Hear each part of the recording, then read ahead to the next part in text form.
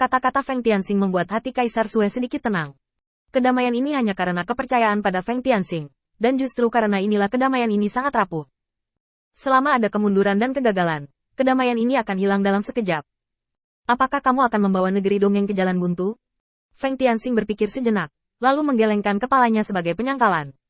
Tidak, Zeus tidak terlalu pelit, berkata. Feng Tianxing tidak bisa menahan diri untuk tidak menggelengkan kepalanya dan tertawa kecil. Sejak awal, pertempuran ini ditakdirkan untuk tidak ada hubungannya dengan manusia biasa. Bahkan jika saya gagal, orang yang harus menanggung konsekuensinya hanyalah saya. Orang lain di sini tidak akan terpengaruh dengan cara apapun. Mungkin juga ada beberapa orang percaya yang telah melakukan perjalanan dari tempat-tempat di bawah yurisdiksi Olympus untuk membuat pesanan milik Olympus di sini. Tapi itu saja. Ketika seluruh dunia hanya sebesar itu, setiap makhluk fana di setiap bidang bintang dan setiap tempat dapat dianggap sebagai bulu-bulu Zeus, dan kekuatan keyakinan yang diabadikan oleh orang-orang beriman, dalam arti tertentu, terikat pada Zeus.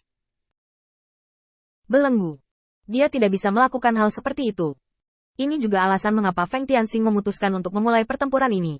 Tetapi dia tidak memiliki banyak kekhawatiran. Kegagalan hanyalah kesalahan yang dibuat olehnya sendiri. Dunia abadi tidak akan musnah, paling banyak untuk memenuhi harapan orang percaya. Sambil menghela nafas, Feng Tianxing berbalik. Masih ada beberapa hal yang harus dipersiapkan sebelum perang, kamu kembali dulu. Setelah selesai berbicara, Feng Tianxing langsung berteleportasi kembali ke kuil penguasa cahaya, sampai ke tepi wilayah bintang Changlan. Di dekat ruang gua sekelompok serigala salju, Feng Tianxing menemukan tempat persembunyian Fatih. Melihat sekeliling, kesadarannya tersapu sedikit, dan dia memasukinya. Fatih, aku akan mengatur pekerjaan besar untukmu. Dalam kegelapan, Fatih tiba-tiba melompat keluar dan mengusap tangannya dengan senyuman di wajahnya.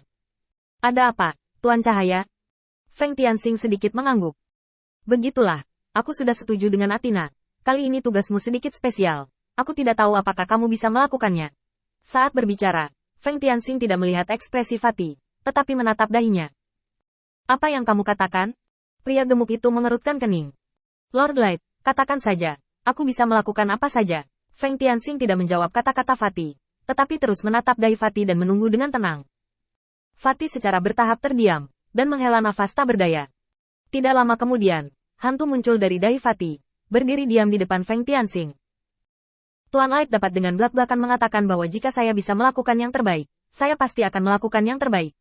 Feng Tianxing merenung sejenak, lalu berkata, Demeter, Dewa Kelimpahan, apakah kamu yakin kamu dan anak buahmu akan menjatuhkannya? Atau biarkan aku terus terang, apakah kamu memilikinya?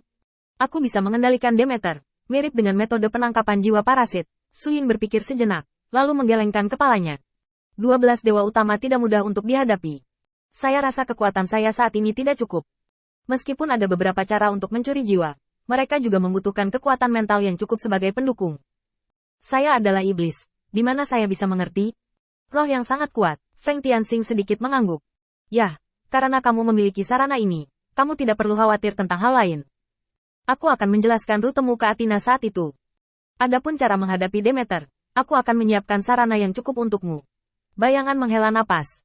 Terima kasih kepada Temple of the Lord of Light yang melindungi kelompok etnis saya untuk waktu yang lama. Inilah saatnya menyerahkan hidup saya untuk Tuhan. Kali ini saya akan pergi. Feng Tianxing mengangguk dan mengatakan ini. Setelah kamu mencuri jiwamu, ikuti perilaku asli Demeter. Dengan Athena di samping, masalahnya seharusnya tidak menjadi masalah besar.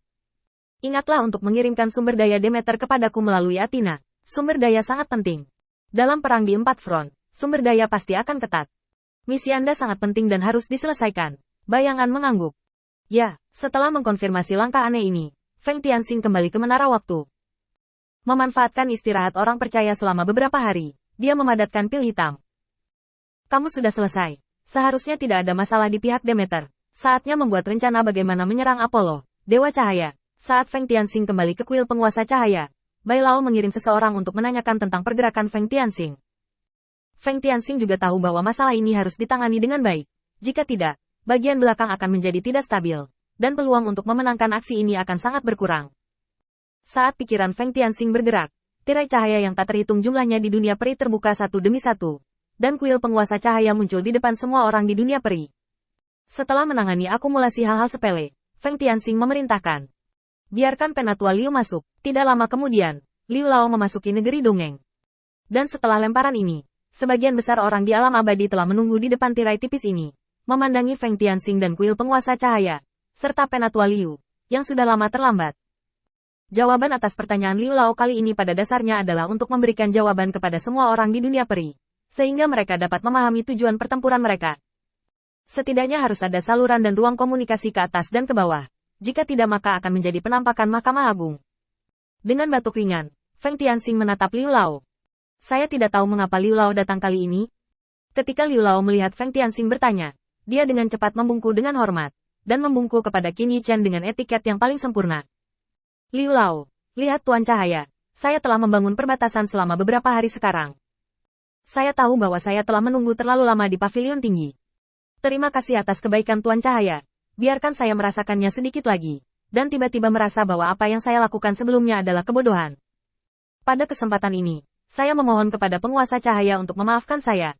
Ketika Feng Tianxing mendengar ini, wajahnya masih sangat dingin. Terkubur sejenak di hatiku. Anda di sini untuk pergi ke Treasures Hall, dan datang ke sini, hanya untuk berbicara omong kosong. Jangan ucapkan sepatah kata pun, menunggu Liu Lao menyerang. Benar saja. Tanpa mendengar tanggapan Feng Tianxing, Liu Lao diam-diam menatap Feng Tianxing, menemukan bahwa Feng Tianxing masih di sana, dan dengan cepat menundukkan kepalanya. Sekarang dunia abadi baru saja diselesaikan, dan dunia abadi damai.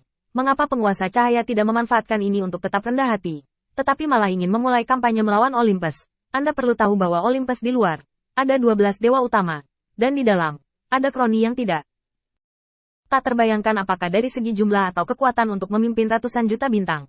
Apakah penguasa cahaya ingin mengandalkan kekuatan lemah dunia peri untuk bersaing dengan Olympus?